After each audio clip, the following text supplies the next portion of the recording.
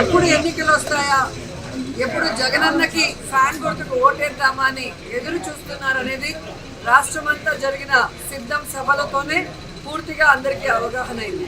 ఎందుకంటే ఆ సభల్లో మీరు చూస్తే కార్యకర్తలే కాదు, ప్రజలు కూడా, లబ్ధిదారులు కూడా ఏ విధంగా స్టార్ క్యాంపెయినర్లుగా ప్రతి నియోజకవర్గం నుంచి ఈరోజు లక్షలాది మంది వచ్చి జగనన్నతో మేమున్నాం, మేము మీ వెనుక సిద్ధంగా ఉన్నామని చెప్తుంటే నిజంగా చాలా హ్యాపీగా ఉంది. ఎందుకంటే ప్రజలకి మంచి చేయటం కోసం కష్టాలు అనుభవించి తప్పుడు కేసులు వాళ్ళు బనాయించిన చిరునవ్వుతో ముందుకు వెళ్ళి ఈరోజు ప్రజల ఆశీస్సులతో తిరుగులేని ముఖ్యమంత్రి అయిన జగన్మోహన్ రెడ్డి గారు తను ముఖ్యమంత్రి అయిన మొదటి రోజు నుంచి ఏ విధంగా తన తండ్రి పేరు నిలబెట్టే విధంగా పరిపాలించారు పారదర్శకంగా అనేది మనం చూసాం. అందుకే ఈరోజు జగన్మోహన్ రెడ్డి గారు నేను మీ కుటుంబానికి మంచి చేశానని నమ్మితేనే నాకు ఓటేయండి అని దమ్మున్న నాయకుడిగా అడగడం జరిగింది. దేశంలో ఏ రాష్ట్రంలో ఏ ముఖ్యమంత్రి కూడా ఇంత దమ్ముగా ఎవరిని అడగలేరని కూడా ఈ సందర్భంగా తెలియజేసుకుంటున్నా. ఎందుకంటే చెప్పాడంటే చేస్తాడంతే, చేశాడు కాబట్టి ఈరోజు ధైర్యంగా అడగగలుగుతున్నారు. సో ఈరోజు ఎన్నికలు సమీపించాయి, కోడ్ వచ్చేసింది. సో జగన్మోహన్ రెడ్డి గారు 27వ తేదీ ఇడుపులపాయలో రాజశేఖర రెడ్డి గారికి నివాళులు అర్పించి ఆయన ఆశీస్సులతో మరి బస్సు యాత్ర స్టార్ట్ చేయబోతున్నారు. సో ప్రతి నియోజకవర్గంలో కూడా మేమంతా సిద్ధం, మా నియోజకవర్గం సిద్ధం అంటూ లీడర్స్, క్యాండిడేట్స్, ప్రజలు సిద్ధంగా ఉన్నారు. సో తిరుపతి వచ్చే లోపల మరి అందరూ కూడా సిద్ధంగా ఉండటానికి ఈరోజు మీటింగ్ పెట్టుకోవడం జరిగింది. చిత్తూరు ఆరు పూర్తలపట్ల ఒక మీటింగు, అలాగే కాళహస్త్రి ఆరు నాయుడుపేటలో ఒక మీటింగ్ ఈ జిల్లాకి, పాత జిల్లాకి సంబంధించి చెప్పడం జరిగింది. సో మా కాన్ఫరెన్స్లో అందరూ అప్పుడే రెడీగా ఉన్నారు. ఎందుకంటే మొన్నే మీరు చూసారు, లక్షలాది మంది వచ్చినా కూడా ఇంకా మమ్మల్ని పిలవలేదు, మమ్మల్ని తీసుకెళ్ళలేదు. అదేంటో కానీ ఏ సినిమా యాక్టర్కి లేని క్రేజ్ జగనన్నకు ఉంది. అది రియల్ హీరో. సో ఆయన చేసిన మంచి పనులు, ఆయన చేసిన సంక్షేమం, ఆయన చేసిన డెవలప్మెంటే ఈరోజు జగనన్న వెనక మేము సిద్ధమంటూ అందరూ ముందుకు వచ్చారు. సో మళ్ళీ ప్రజలకు ఏం చేయబోతున్నానో మేనిఫెస్టో రిలీజ్ చేయబోతున్నారు అంటే ప్రతి ఒక్కరూ ఆతృతగా ఎదురు చూస్తున్నారు. ఎందుకంటే చెప్పిన ప్రతి వాగ్దానాన్ని నెరవేర్చిన జగన్మోహన్ రెడ్డి గారు మళ్ళీ రాబోయే ఎన్నికలకి కొత్తగా ఏం చెబుతారు, ఆయన చెప్పాడంటే చేస్తాడన్న నమ్మకంతో ఎదురు చూస్తున్నారు.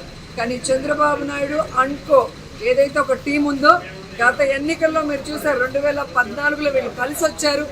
ఏ విధంగా ప్రజల్ని మోసం చేసి అధికారంలోకి వచ్చాక ప్రజల్ని గాలికి వదిలేసి ఏ విధంగా రాష్ట్రాన్ని అప్పుల్లో ముంచేశారో ఈ రాష్ట్ర ప్రజలు ఇంకా మర్చిపోలేదు. సో ఆ ముగ్గురు మళ్ళీ కలిసి వచ్చి ఈరోజు ఏదైనా మేనిఫెస్టో రిలీజ్ చేసినా ఎవ్వరూ కూడా నమ్మే పరిస్థితిలో లేదు.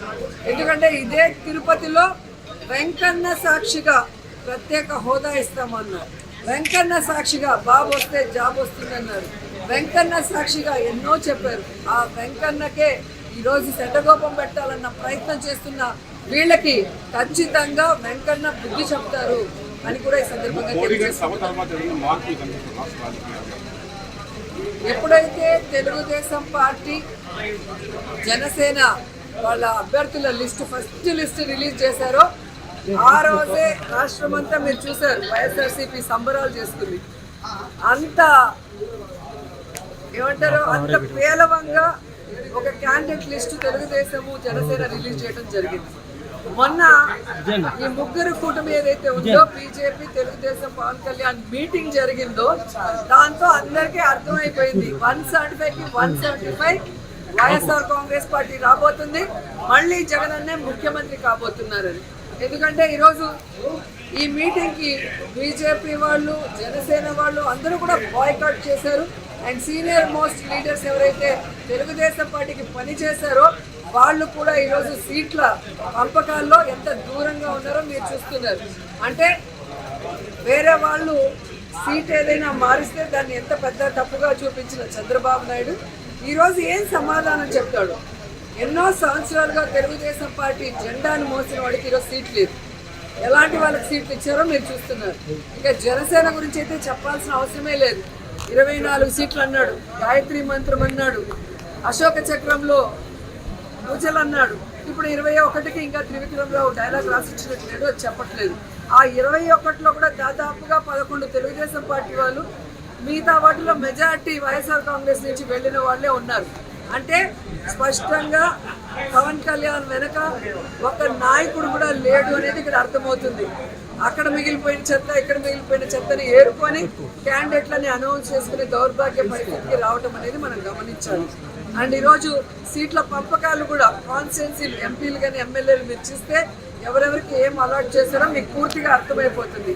చంద్రబాబు నాయుడు బీజేపీని, జనసేనను మోసం చెయ్యాలి అన్న ఆలోచనతో సీట్ల పంపకాలు ఎలా చేశాడు, ఆ సీట్లలో కూడా తన అభ్యర్థులను ఎలా పంపించి పెట్టుకున్నాడో చూశారు. కాబట్టి ఒకరికి ఒకరు పడక మొత్తం ఆ కూటమి అంతా జీరో అవుతుంది.